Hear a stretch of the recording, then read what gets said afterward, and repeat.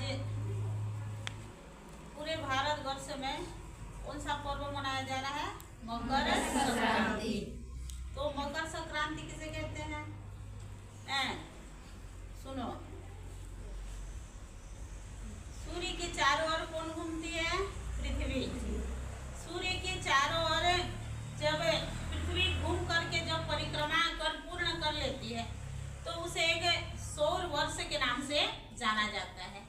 और कुछ वर्तुलाकार की तरह जब घूमते हुए आती है तो उसको जो है ज्योतिषियों ने क्या कहा? क्रांति वृत्त। क्या कहा? क्रांति वृत्त। और जब घूमते हुए आकाश में जो है कुछ आकृति वाले नक्षत्र पुंज होते हैं तो उसको ज्योतिषियों ने नाम दे दिया। जिस प्रकार कितने राशि होते हैं? 12 राशि होते हैं ना? क्या क्या नाम है बताओ?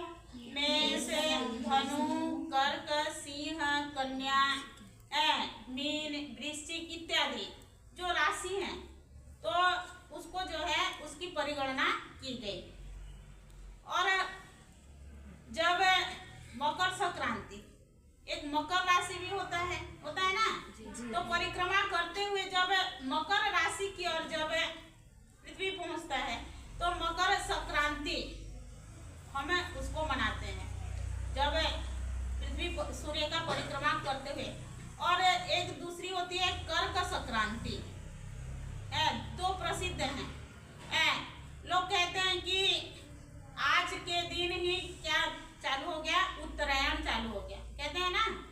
तो उत्तरायण की अवधि और दक्षिणायन की अवधि ये जो कितने माह की होती है? 6 माह का होता है। उत्तरायण 6 माह, दक्षिणायन 6 माह। और ये जो है उत्तरायण लगभग 22 दिन पहले से शुरू हो चुका है। गणना के अनुसार जो है उत्तरायण कब से शुरू हो चुका है? 22 दिन पहले से हो चुका है। और 22 दिसंबर से हम जो है उत्तरायण की गिनती लगाना शुरू कर चुके हैं। जब जो है सूर्य जो है उदय होते हुए जरा सा जो है धीरे धीरे जब उत्तर दिशा की ओर वह दिखने लगे तो उसको जो है उत्तरायण कहा जाता है। और जब दक्षिणायन की ओर जब वह उसकी जो है सूर्य जब धीरे धीरे घूमते दक्षिण दिशा की ओर जाए तो उसे क्या कहते हैं? दक्षिणायन कहते हैं। सूर्य तो उदय पूर्व दिशा में होता है किंतु जब उत्तरायण के समय में थोड़ा सा उत्तर दिशा की ओर ऐसे होता है, देख लेना ध्यान से, ऐसे धीरे धीरे जाता है। और दक्षिणायन जब चलता है दक्षिणायन दक्षिण दिशा की ओर ऐसे करके धीरे धीरे सूर्य जो है दिखने लगता है। तो ये जो है इसकी अवधि कितने माह की होती है? 6 माह की होती है। और दूसरी बात क्या है इसमें एक विशेष हम याद करते हैं, विशेष बात ये भी है कि कहते हैं कि उत्तरायण काल, इसको जो है देवयान मार्ग भी कहा जाता है।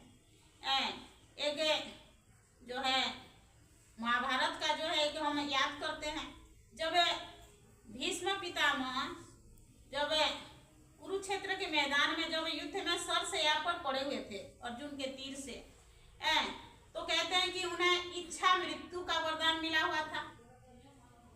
तब उन्होंने क्या कहा कि अब कौन सा आयन चल रहा है? उन्होंने पूछा था कि कौन सा आयन चल रहा है?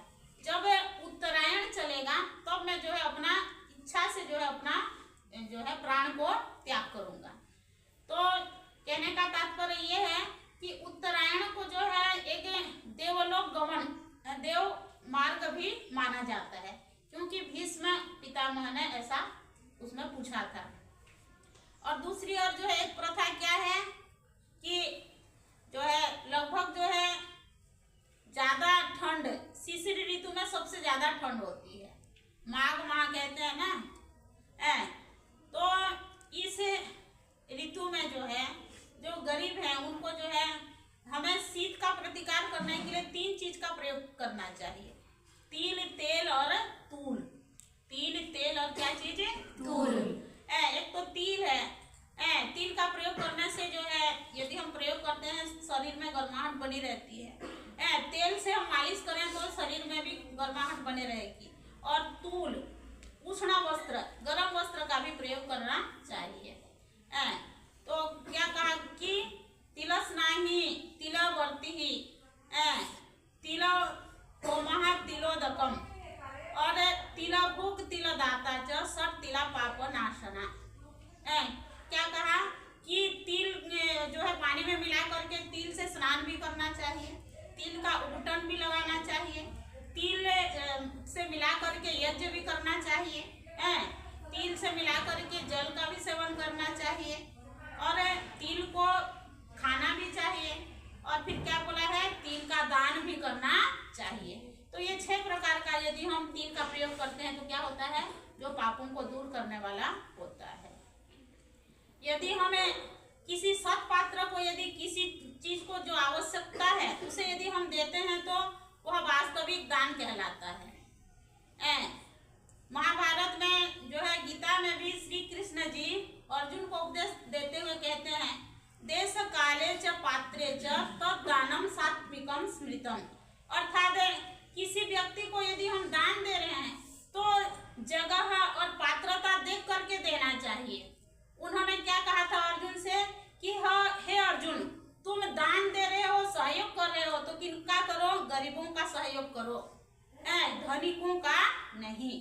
यदि कोई झोपड़ी में ठंड से ठिठुर रहा है, कोई वृद्ध जो है जिसके पास ओढ़ने के लिए वस्त्र नहीं है, यदि हम उसे क्या देते हैं, उष्ण वस्त्र देते हैं तो वास्तविक जो है वो दान कहलाएगा। तो इसीलिए क्या कहा, देश काले च पात्रे च तद दानम सात्विकम स्मृतम। जिसको जरूरत है उसे उस चीज को देना चाहिए। भूखे को यदि हम भोजन दे दिए तो वह तृप्त हो जाएगा। जिसके पास जो है वस्त्र नहीं है उसे हम वस्त्र दे दिए तो वह संतुष्ट हो जाएगा। जिसके पास गर्म कपड़े नहीं है उसे कपड़े दे दिए तो वह संतुष्ट हो जाएगा। तो इस प्रकार जो है दान देने की भी प्रथा है। मकर संक्रांति में जो है प्राय जो है महाराष्ट्र में का ज्यादा जो है इसमें वर्णन किया गया है। महाराष्ट्र में जो है बहुत ये पर्व को जो है धूमधाम से मनाया जाता है। लोग आपस में जो है मिठाइयाँ बांटते हैं, खजूर बांटते हैं, पेड़े बांटते हैं और तिल भी जो है बांटा जाता है। और कहते हैं कि घी का भी दान दिया जाता है, वस्त्र का भी दान दिया जाता है।